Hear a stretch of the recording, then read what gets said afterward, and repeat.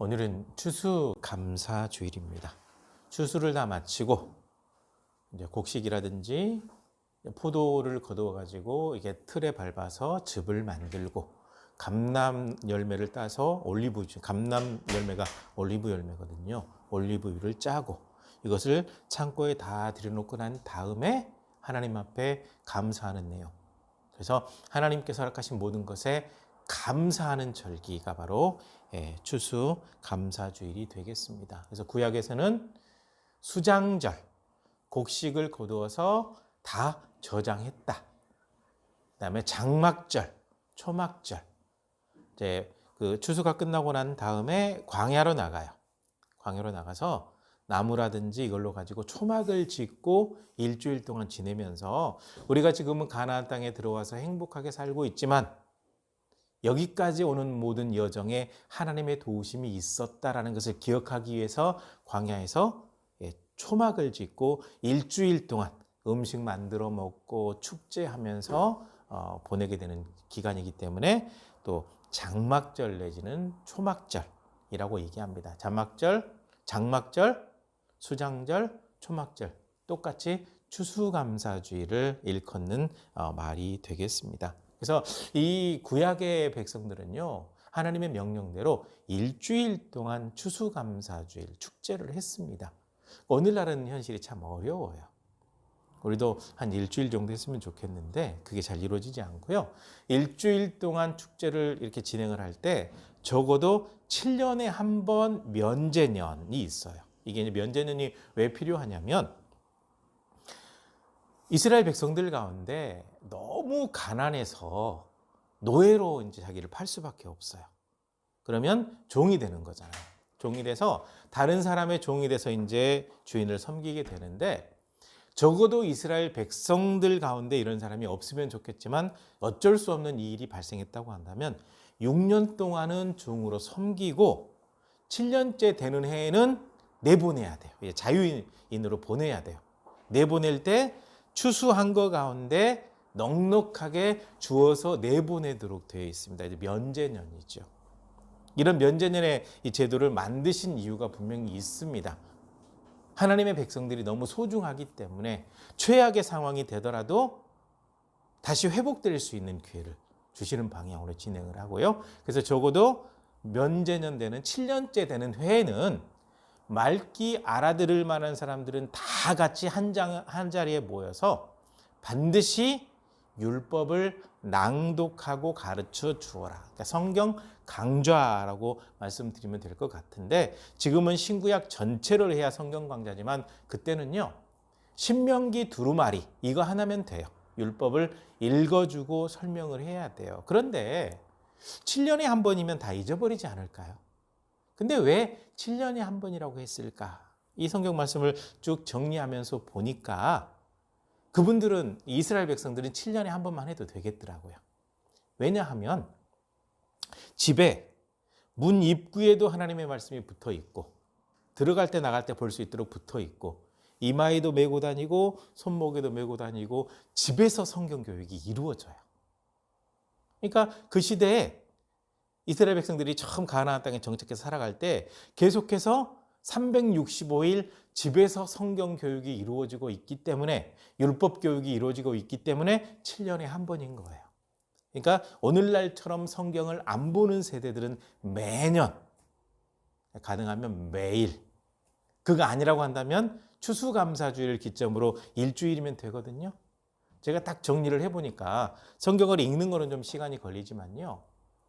딱 45시간이면 성경이 왜 기록됐는지부터 시작해서 중간기 거쳐서 요한계시록까지 정리가 가능해요. 그러면 하루에 9시간을 잡으면 9, 5, 45, 5일이면 충분하죠. 음식도 만들어 먹고 같이 교제도 하고 성경도 공부하고 그러면 충분히 그래서 일주일이면 할 수 있으면 참 이 가능한 일이긴 한데 너무 바빠요. 그래서 이제 어쩔 수 없이 주일에 시간을 쪼개서 올해 같은 경우는 45주 만에 지금 한번 정리하는 걸로 제가 진행을 하고 있는데, 아무튼 이스라엘 백성들이 왜 그걸 했냐? 그렇게 해야만 하나님 중심으로 살아갈 수 있어요. 그렇게 해야만 믿음이 흔들리지 않아요. 왜냐하면 말씀을 통해서, 하나님 주신 말씀을 통해서 믿음이 성장해 나가기 때문에 그래요. 그래서 감사주의를 지키면서 어떻게 하면 우리가 하나님 중심으로 살아갈 수 있을까라고 하는 것이 그들에게 굉장히 중요한 삶의 주제가 되었다라는 거죠. 그러니까 우리가 추수감사주의를 지낼 때 그저 감사라고만 생각하지 말고요. 이스라엘 백성들이 어떻게 하나님 중심으로 살았고, 그때는 어떤 일이 벌어졌으며, 하나님의 그 말씀을 어기고 잘못된 길로 갔을 때 그들의 결과는 어떻게 되었는가를 분명히 봐야 돼요. 봐야 되는데, 제가 지금 예레미야서를 지금 이제 그 강의안을 만들고 있거든요. 예레미야서를 쭉 정리하고 있는데, 하나님께서 뭐라고 말씀하시냐면요. 내가 너희에게 선지자도 보내고 수많은 방법으로 깨닫게 하려고 노력했건만 선지자들은 죽이고 외면하고 너희가 내 말을 듣지 않았다. 그러니까 내가 처음에 율법에 기록해 놓은 대로, 이 책에 기록된 대로 모든 저주를 너희에게 쏟아 부을 텐데, 북방에서 한 민족을 데리고 올 것이며 가뭄과 전염병과 칼을 보내겠다. 무섭죠? 성경에 기록된 대로. 그러니까 왜 하나님께서 말씀을 보라고 하셨을까? 그것도 추수감사주일에. 감사도 그저 감사가 아니라 하나님 중심의 감사가 되어야 하기 때문에 그렇고요. 오늘날은 의미가 더 깊습니다. 갑자기 친구가 전화가 와가지고 이런 질문을 하더라고요. 예수님께서 십자가에 못 박혀 돌아가심으로 죄값을 치렀는데 누구한테 죄값을 치렀을까? 우리가 이 부분은 깊이 생각하지 않고 있었거든요. 누구한테 죄값을 치렀을까? 생각해 보니까 사탄이더라고요. 왜냐하면 우리가 죄인이 되면서 사탄의 자식이 되어버렸어요. 죽음의 자식이 되어버렸거든요. 그래서 사탄에게 속히 있기 때문에 영원히 지옥 갈 수밖에 없는데, 하나님께서 예수님의 피로 죄값을 치르고 우리를 구해내신 거예요. 마치 어떤 사람이 다른 사람의 노예가 되어 있을 때 그 사람의 몸값을 그 주인에게 치르고 데리고 오듯이, 예수님 알기 전에는 우리가 사탄의 소속이 되어 있었던 거예요. 그래서 그 죄값을 사탄에게 치르고 죽음으로, 피로 치르고 우리를 사오셨거든요. 그러니까 감사 의미는 더 남달라야 되는 거죠. 하나님께서 죄값을 치르셨어요. 직접 사람이 되셔서 죄값을 치르신 거거든요. 그리고 뭐라고 말씀하시냐면, 너희는 지금부터 사탄의 자녀, 거짓의 자녀가 아니라 빛의 자녀다. 하나님께서 빛이시기 때문에 우리가 빛이 되는 거거든요. 그러니까 빛의 자녀가 되었으니 하나님 앞에 진심으로 감사하는 삶을 살아가라라는 거죠. 그리고 진짜 감사하는 삶은, 진짜 감사하는 신앙인은 어떻게 살아가느냐, 그게 바로 오늘 본문 말씀의 핵심적인 내용이 되겠습니다. 하나님 앞에 감사하는 사람은요, 정말 지혜롭게 살아요. 그런데 진짜 지혜로운 사람이 어떤 사람이냐? 하나님을 경외하는 사람입니다. 그래서 하나님을 경외하는 것이 지혜의 근본이다라고 얘기를 할 때, 가장 지혜로운 사람이 누구냐? 하나님을 알고 하나님을 경외하는 사람이다. 하나님을 의식하면서 살고 하나님 앞에 서 있는 사람이다라고 끊임없이 언급하고 있습니다. 그러면서 하나님을 잘 믿고 있는 이 지혜로운 사람은 어떻게 살아야 될 것인가? 정말 하나님 앞에 그 은혜에 감사하고 있는 사람은 어떻게 살아야 될 것인가? 라고 할 때 첫 번째 내용이 이것입니다. 세월을 아껴라.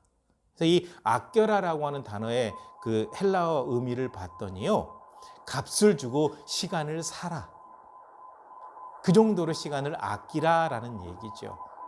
그러니까 지금 허투루 시간을 보내지 말고 그 시간을 정말 소중히 여기라는 겁니다. 엘리야의 말을 인용해서 얘기하자면, 머뭇머뭇하지 말고 빨리 올바른 길을 선택하라는 거죠. 엘리야 선지자가 북이스라엘에서 활동을 할 때 하나님 앞에 무릎 꿇는 사람은 얼마 안 돼요. 바알 앞에 무릎 꿇는 사람이 대부분의 사람들이거든요. 요때 갈멜산에서 엘리야가 한 가지 이제 대결을 하는 거죠. 아하방, 그 북이스라엘의 아하방한테 뭐라고 얘기했냐면 갈멜리 산에서 내가 대결을 할 겁니다. 대결할 텐데 바알이 진짜 신인지 하나님이 진짜 신인지 대결을 할 테니까 바알의 선지자 450명, 아세라의 선지자 400명 다 불러 오십시오. 나는 나 혼자 가겠습니다.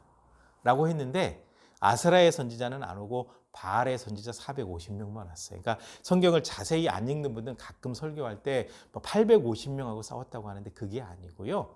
850명을 불렀는데 바알의 선지자들만 왔어요. 그래서 바알의 선지자들이 와서 이렇게 대결을 자기 신 앞에 제물을 차려놓고 또 이제 엘리야도 나중에 제물을 차려놓는데 이 대결의 방법이 뭐냐? 나무 놓고 그 위에 짐승을 딱 올려놓은 다음에 불은 붙이지 마라. 진짜 신이 하늘에서 불을 내려줄 거다.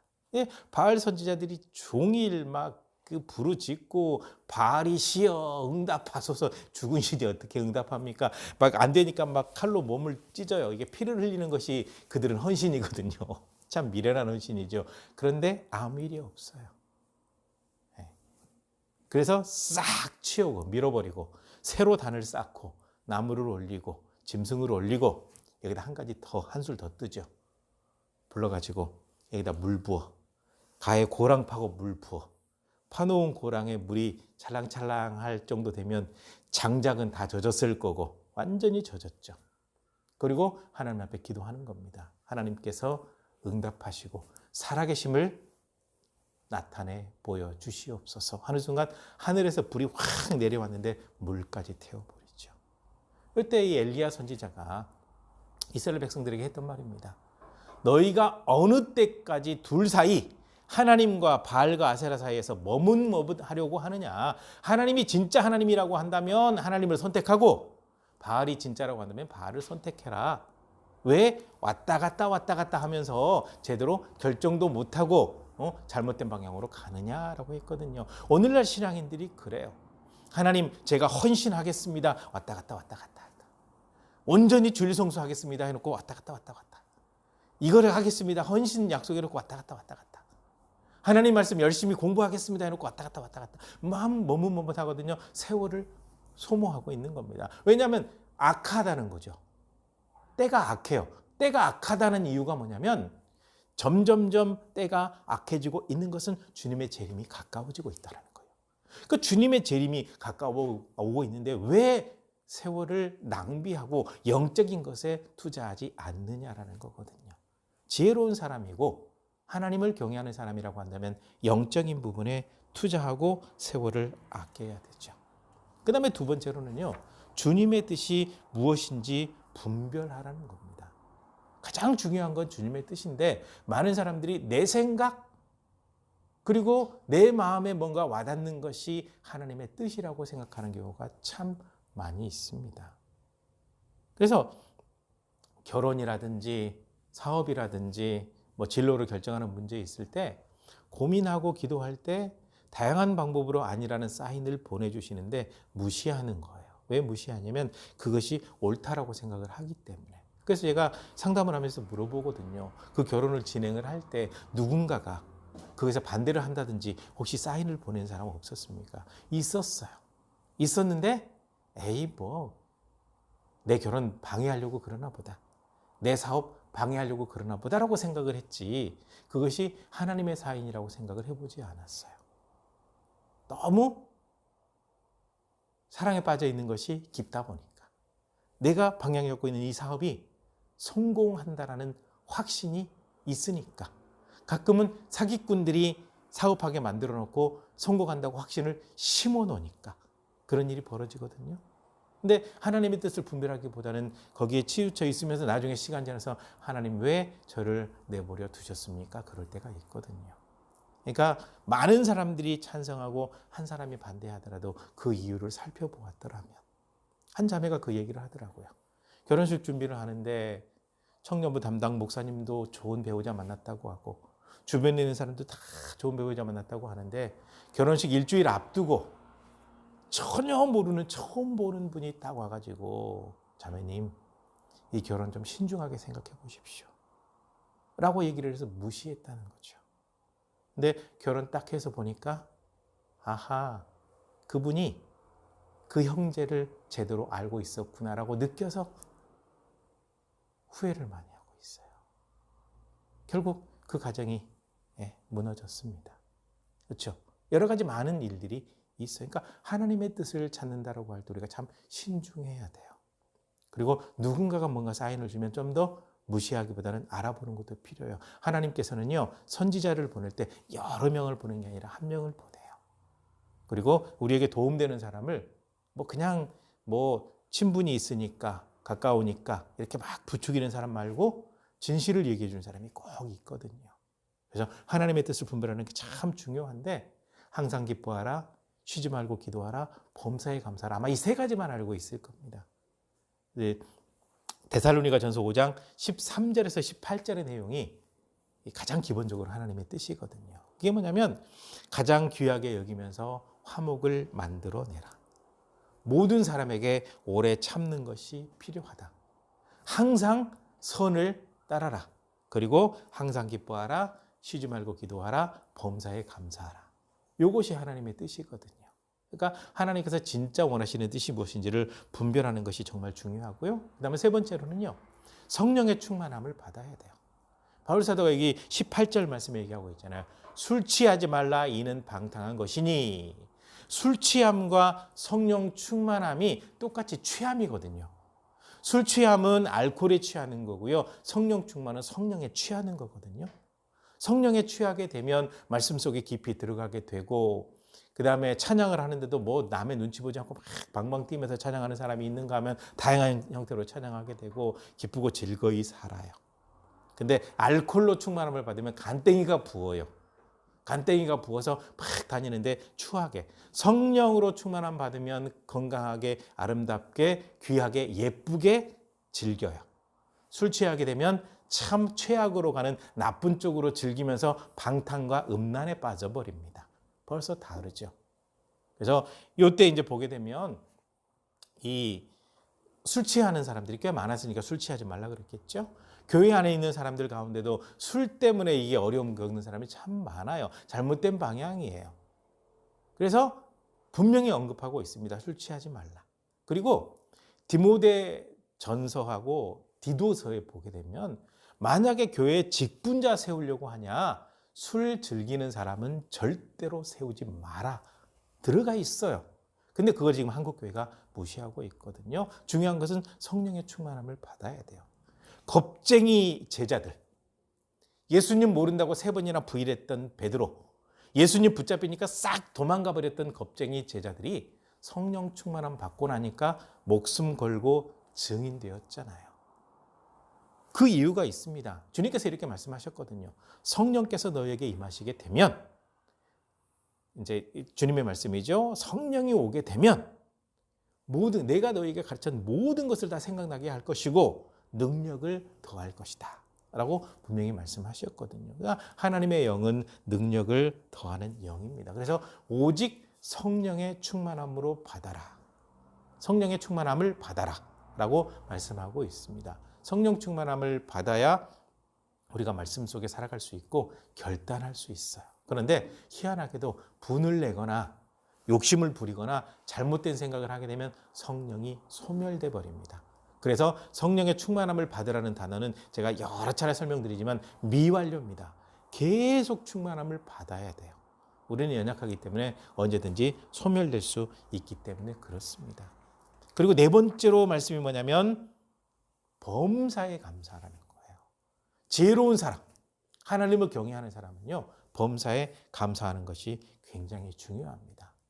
날 구원하신 주 감사라는 찬양이 있는데요. 구원하신 하나님 감사, 주신 것 감사, 지난 모든 추억 이것도 감사, 봄철에 감사, 외로운 가을날에도 감사, 사라진 눈물도 감사, 응답하신 기도 감사, 거절하신 기도 감사, 헤쳐나온 풍랑도 감사, 아픔도 기쁨도 감사, 절망 중에 받은 작은 위로도 감사, 측량 못할 하나님의 은혜 감사. 장미꽃 감사, 장미꽃에 있는 가시도 감사, 따스한 가정, 주변에 좋은 사람들 만나게 하심 감사, 기쁨도 슬픔도 감사. 그러니까 이분 같은 경우 이 찬양을 만들 때 범사 모든 삶에 일어나고 있는 모든 일에 대해서 하나님 앞에 감사하는 겁니다. 네. 그래서 범사에 감사한다라고 하는 것이 무엇인지를 잘 보여주는 찬양 가운데 하나에서 제가 오늘 인용을 해보았습니다. 자신이 경험한 모든 것에 감사. 제가 이제 집단 상담으로 인도할 때 주제가 두 가지예요. 건전한 자아상을 확립하기. 자신의 과거와 화해하라. 특히 자신의 과거와 화해할 때 굉장히 중요한 포인트가 하나 있습니다. 좀 어려운 시절을 보내온 사람들은요, 과거가 아파요. 정말 아프고 힘들어요. 생각하기조차 싫은 그런 과거들이 많아요. 그런데 가만히 생각해 보면 그 아픔이 있었기 때문에 나를 성장시켜 왔어요. 그래서 과거의 그 아픔이 아픔이지만 그것을 자산으로 생각하게 되면 다른 사람에게 도움을 준다든지 미래가 건강하게 만들어진다든지 이렇게 되는데, 과거의 아픔에 대해서 부정적으로 생각하는 사람은 현재도 불행하고 미래도 불행해지거든요. 그래서 과거와 화해가 참 중요하거든요. 과거의 모든 아픔들이 나의 자산입니다. 그래서 그것도 하나님 앞에 감사할 수 있으면 그것이 현재를 바꾸고 내 미래를 바꿔버리는 거고, 그러면 과거도 아픔이 아니라 자산, 긍정적으로 바뀌어버리거든요. 이것이 굉장히 중요합니다. 왜냐하면 이걸 대하는 자세, 즉 마음이 바뀌어버리기 때문에 그래요. 그러니까 범사에 감사라고 하는 것은 마음이거든요. 마음 중심이거든요. 이것이 참 중요합니다. 그래서 범사에 감사하는 것이 정말 중요하거든요. 하나님을 경외하는 사람은 이러한 모습으로 살아야 된다 라고 할 때 정말 중요한 것 가운데 하나가 범사에 감사더라고요. 하나님을 경외하는 사람은요, 하나님께서 주신 모든 것에 감사할 수 있어야 되고, 그 다음에 SQ 이걸 지도를 하면서 감사일기 쓰기가 있거든요. 감사일기. 감사일기는 무엇이냐면 매일의 삶 가운데 그저 잘못된 것, 절망적인 것만 체크하는 것이 아니라 그래도 감사거리가 있어요. 아무 일 없었던 거라든지 작은 성공들, 요거를 적어도 21일 동안 꾸준히 했더니 평상시에 모든 삶 가운데 감사거리를 찾는 눈으로 시선이 바뀌어요. 그렇게 되니까 뭐 배우자에게 불평하려고 해도 한번 보니까 건강하죠, 잘 다녀왔죠, 별일 없죠, 다른 집 배우자에 비해서 건강하죠, 감사하게 되고, 아이들에 대해서도 다른 자녀들이랑 막 비교할 때는 뭐 이렇게 뭐 공부 좋고 뭐 또 그 실력은 어떻고 관계는 어떻고 뭐 막 이게 나오는데, 그게 아니라 아이를 있는 모습 그대로 보면서 학교 잘 다녀왔죠, 학교에서 친구들하고 잘 지내죠, 건강하죠, 또 하고 싶은 꿈 만들어 가죠. 감사거리를 찾다 보니까 다른 아이랑 비교할 필요 없이 내 아이만 봐도 즐거워지는 거거든요. 예, 이렇게 찾아가니까 변해요. 변하는 거죠. 그러니까 하나님 앞에 하나님을 경외하는 신앙을 가지고 있는 사람은요, 정말 소중히 여길 것 가운데 하나가 감사신앙이에요. 감사. 추수감사주일에만 감사가 아니라 범사, 매일의 모든 삶 가운데 감사예요. 그러니까 오늘부터라도 당장 감사거리를 더 많이 찾아보시면 좋겠습니다. 불평거리 많죠. 나를 아프게 한 사람도 있고, 또 내 인생은 다른 사람에 비해서 많이 실패한 것 같고, 내 자식은 다른 자식에 비해서 좀 못난 것 같고, 욕심 많다 보니까 이 정도 했으면 좋겠는데 못 따라오니까 답답하고, 거기에만 치우쳐 있으면 마음에 병이 들어요. 이 병에서 벗어나는 방법은 좋은 면을 보는 겁니다. 하나님께서는 다 모든 것을 합력해서 선을 이루어 가시기 때문에 지금 만들어가는 과정인데, 완성된 것도 아닌데 다 그냥 이렇다 저렇다 결론 내려놓고 이래야 되는데 막 마음이 요동치잖아요. 감사를 잃어버리게 되는 거니까 감사거리 찾으십시다. 감사거리. 그래서 범사에 모든 일에 감사하는 삶을 통해서 하나님 앞에 진심으로 감사하는 신앙, 이 모습으로 우리가 365일을 살았으면 좋겠습니다. 그 모습이 되어서 하나님 앞에 늘 감사하는 신앙 되시기를 주님의 이름으로 간절히 부탁을 드립니다. 기도하시겠습니다.